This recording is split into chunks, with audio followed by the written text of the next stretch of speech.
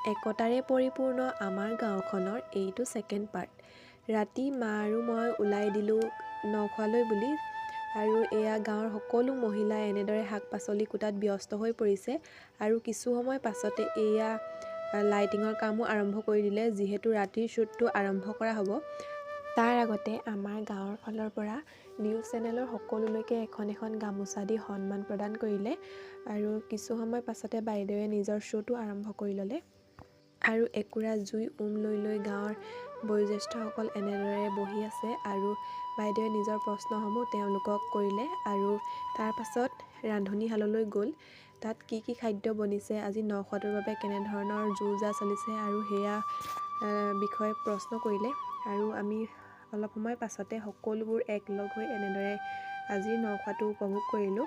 আৰু এতিয়া ভাত খাই লওঁ, আৰু আজিৰ ব্লগটো ইমানতে সামৰিছোঁ। বাই।